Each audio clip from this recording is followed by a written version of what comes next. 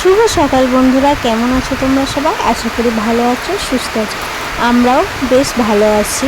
তো এখন ঘড়ির কাঁটায় বাজছে তোমার 4:45, মানে পৌনে 5টা মতো। আজকে তোমাদের দাদাভাই একটু তাড়াতাড়ি কাজে যাবে, বাড়িতে একটু কাজও রয়েছে, ওটা করে আজকে একটু তাড়াতাড়ি কাজে যাবে, তারপর তাড়াতাড়ি বাড়ি চলে আসবে।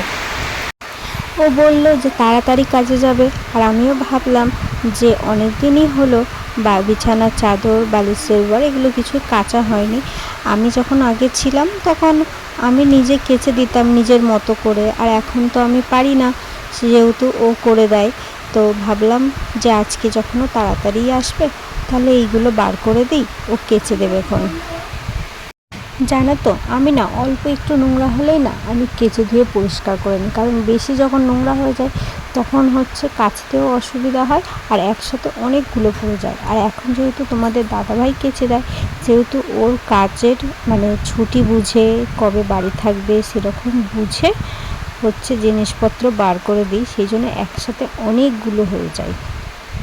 কালকে গিয়েছিলাম ডাক্তারখানায়, আর আমি ওখানে যে আমি অ্যানিমেলের যে স্ক্যানটা করেছিলাম ওটা তো শুধুমাত্র তোমার দাদাভাই রিপোর্ট দেখে নিয়ে এসেছিলো, আর আমার চেক আপের ডেটও ছিল না, সেই জন্য আমি যেতেও পারিনি।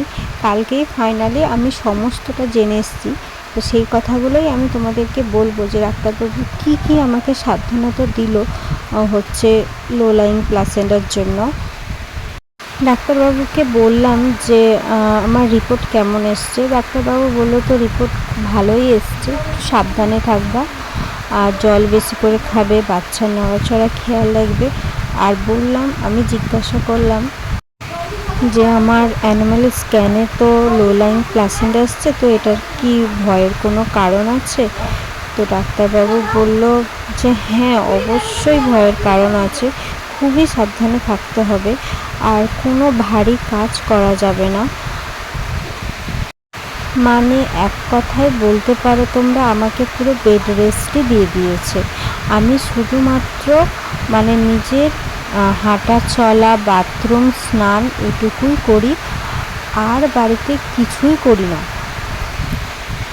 আর কি বলতো, আমার নিজস্ব একটা ভয় কাজ করছে, আমি সারাক্ষণই ভয়ে ভয়ে থাকি, সারাক্ষণই আমার মধ্যে দুশ্চিন্তা কাজ করে। আগের বার যখন আমি আমার অ্যানিমাল স্ক্যানটা নিয়ে একটা ভিডিও দিয়েছিলাম, তো ওখানে একটা দিদিভাই বলেছিল যে কলকাতায় আমারও এরকম ছিল, তো কলকাতায় সেভাবে আমার চিকিৎসা হয়নি।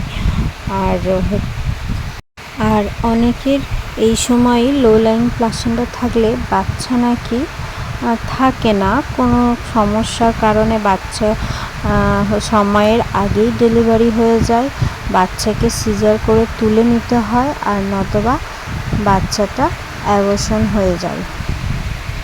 আমি তো ভীষণ ভয়ের মধ্যে আছি, খুব দুশ্চিন্তার মধ্যেও আছি, কারণ এর আগেও আমি মিসক্যারেজ নামক যন্ত্রণাটা ভুগেছি। আমি জানি একটা মেয়ের মিসক্যারেজ হলে কতটা পরিমাণে কষ্ট হয়, একটা বাচ্চা একটা মায়ের শরীরে থেকে সেটা মিসক্যারেজ হয়ে যাওয়া একটা মায়ের কাছে অনেকটা বড় ধাক্কা। আমি চাই না সেই ধাক্কা আবার দ্বিতীয়বার পেতে। জানি না আমার ভয়েসটা কিভাবে শোনা যাচ্ছে, কারণ বাইরে প্রচণ্ড পরিমাণে বৃষ্টি পড়ছে। তো যাদের আমার মতো লো লাইং প্লাসেন্টা, তাদেরকে আমি একটা কথাই বলবো যে তোমরা ভারী কোনো কাজ করো না, বেশিরভাগটা বেড রেস্টেই থাকো, আর শুয়ে থাকো, যেমনটা আমাকে ডাক্তার বলেছে। আমিও সবাইকে সেটাই বলবো যে বেশি কাজ করো না, ভারী কোনো কাজ করো না, শুধু নিজের কাজটুকু করো, যেমন স্নান করা, বাথরুমে যাওয়া, এছাড়া একটা কাজও করো না। আর নিচু হয়ে তো কোনো কাজই করো না, আর পেটে চাপ পড়ে এমন কোনো কাজ করো না। আমি নিচু হয়ে কোনো কাজ করি না, আমি যা কাজ করি দাঁড়িয়ে দাঁড়িয়ে। আর মা যদি আমাকে টুকটাক কিছু কাটাকুটি করতে দেয় সবজি, সেটাও আমি টেবিলের মধ্যে দাঁড়িয়ে কাটি। আর মাঝে মাঝে যখন চিংড়ি মাছ আনে, ওটাও আমি চেয়ারের মধ্যে বসে টুলের মধ্যে রেখে তারপরে কাটি। আর এই সময় একটা মেয়ের কাছে পরিবারের সাপোর্ট খুব দরকার, নিজের হাজব্যান্ডের সাপোর্ট খুব দরকার।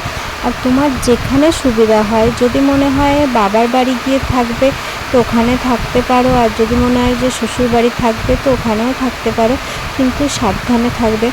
আমার বাবার বাড়ি অনেকটা দূরে, সেই দক্ষিণ 24 পরগনায়। আমি যেতে পারিনি, আর আমি গেলেও আমার চেক আপ, আমার আমি প্রথম থেকে যে ডক্টরকে দেখাচ্ছি আর সেই ডক্টর দেখানো আমার অসুবিধা হয়ে যেত। আর তার থেকেও বড় কথা, আমি যেতেও পারতাম না, আমি ভালো থাকলেও আমি যেতে পারতাম না, কারণ এতটা দূরের জার্নি আমি তো কোনোভাবেই রিস্ক নিতাম না। তাই জন্য আমি প্রথম থেকেই শ্বশুরবাড়িতেই রয়েছি। আর এখানে আমাকে সবাই খুব ভালোভাবে সাপোর্ট করে, আমার ব্যাপারটা বোঝে, সবাই আমার কাজটুকু করে দেয়, এখানে আমি ভালো আছি।